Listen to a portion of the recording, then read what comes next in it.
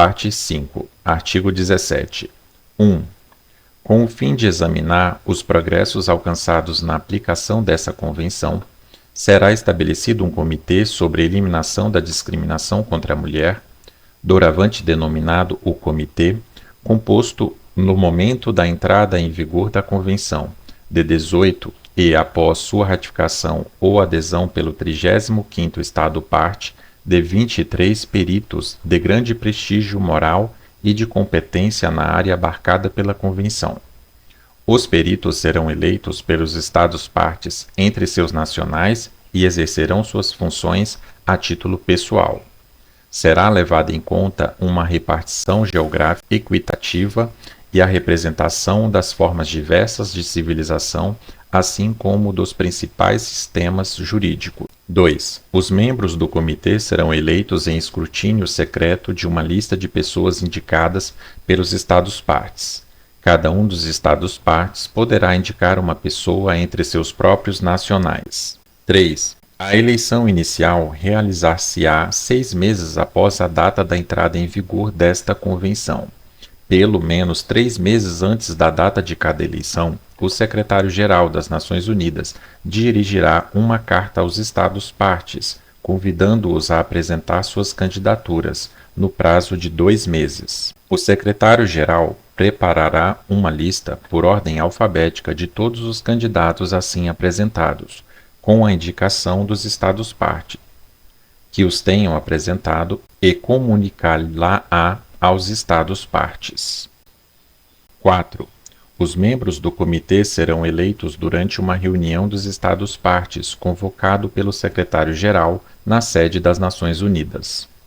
Nessa reunião, em que o quórum será alcançado com 2/3 dos Estados-partes, serão eleitos membros do comitê os candidatos que obtiverem o maior número de votos e a maioria absoluta de votos dos representantes dos Estados-partes presentes e votantes.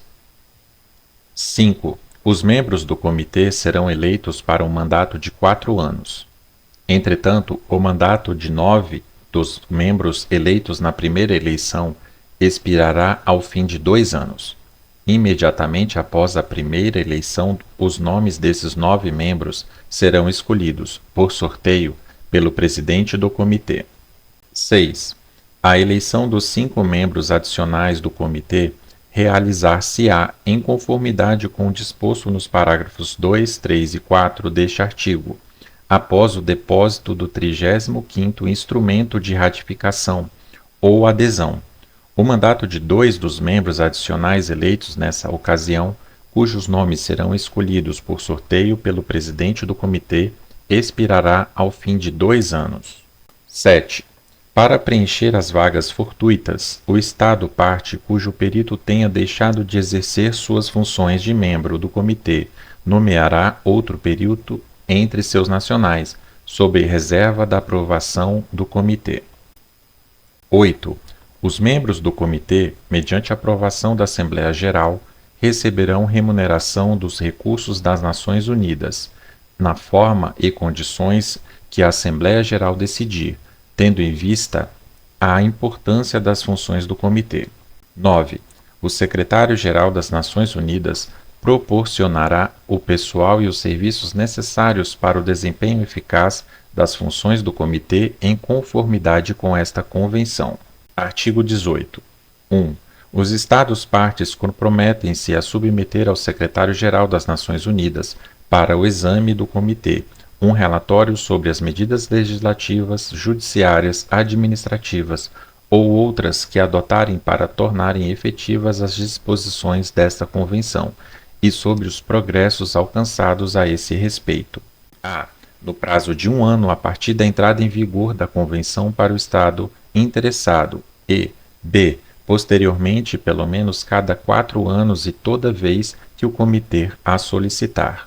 2. Os relatórios poderão indicar fatores e dificuldades que influam no grau de cumprimento das obrigações estabelecidos por esta convenção. Artigo 19. 1. O comitê adotará seu próprio regulamento. 2. O comitê elegerá sua mesa por um período de 2 anos. Artigo 20. 1.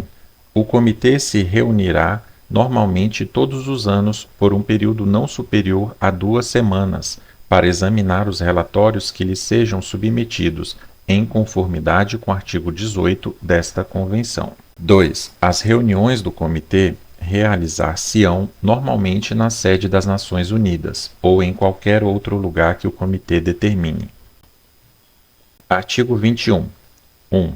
O Comitê, através do Conselho Econômico e Social das Nações Unidas, informará anualmente à Assembleia Geral das Nações Unidas de suas atividades e poderá apresentar sugestões e recomendações de caráter geral, baseadas no exame dos relatórios e em informações recebidas dos Estados-partes. Essas sugestões e recomendações de caráter geral serão incluídas no relatório do Comitê juntamente com as observações que os Estados-partes tenham, porventura, formulado. 2. O secretário-geral transmitirá para informação os relatórios do Comitê à Comissão sobre a Condição da Mulher. As agências especializadas terão direito a estar representadas no exame da aplicação das disposições desta Convenção, que correspondam à esfera de suas atividades. O Comitê poderá convidar as agências especializadas a apresentar relatórios sobre a aplicação da Convenção nas áreas que correspondam à esfera de suas atividades. Parte 6. Artigo 23. Nada do disposto nesta Convenção prejudicará qualquer disposição que seja mais propícia à obtenção da igualdade entre homens e mulheres e que seja contida a. na legislação de um Estado-parte, ou b. em qualquer outra convenção, tratado ou acordo internacional vigente neste Estado. Artigo 24. Os Estados-partes comprometem-se a adotar todas as medidas necessárias em âmbito nacional para alcançar a plena realização dos direitos reconhecidos nesta Convenção. Artigo 25.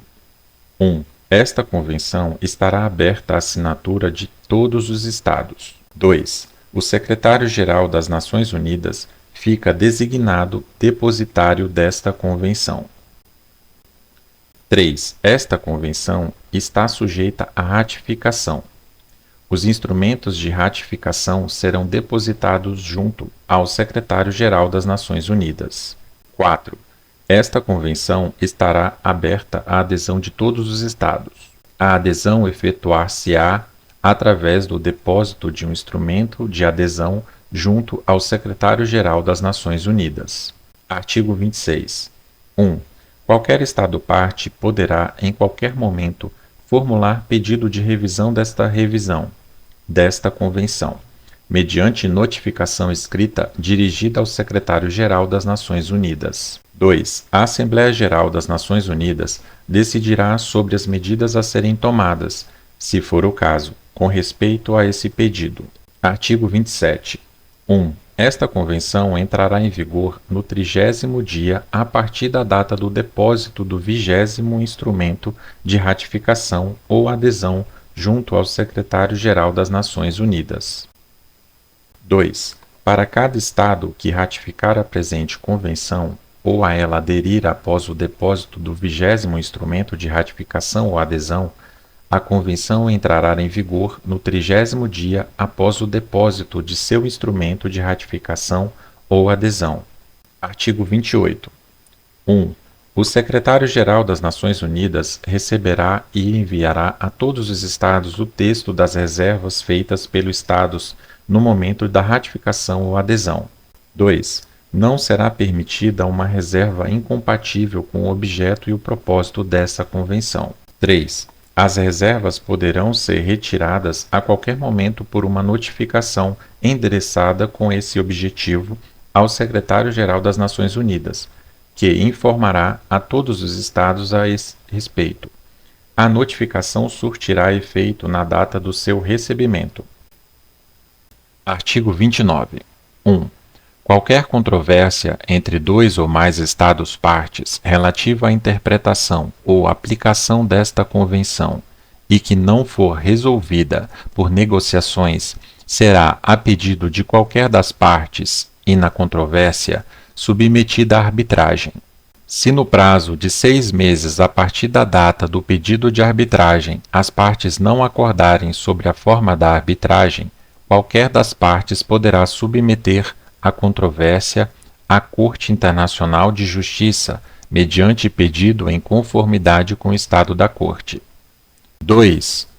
Qualquer Estado parte, no momento da assinatura ou ratificação dessa convenção ou de adesão a ela, poderá declarar que não se considera obrigado pelo parágrafo anterior. Os demais Estados partes não estarão obrigados pelo parágrafo anterior perante nenhum Estado parte que tenha formulado essa reserva. 3. Qualquer Estado parte que tenha formulado a reserva prevista no parágrafo anterior poderá retirá-la em qualquer momento por meio de notificação ao Secretário-Geral das Nações Unidas. Artigo 30. Esta convenção, cujos textos em árabe, chinês, espanhol, francês, inglês e russo são igualmente autênticos, será depositada junto ao Secretário-Geral nas Nações Unidas, em testemunho do que os abaixo assinados devidamente autorizados assinaram esta convenção.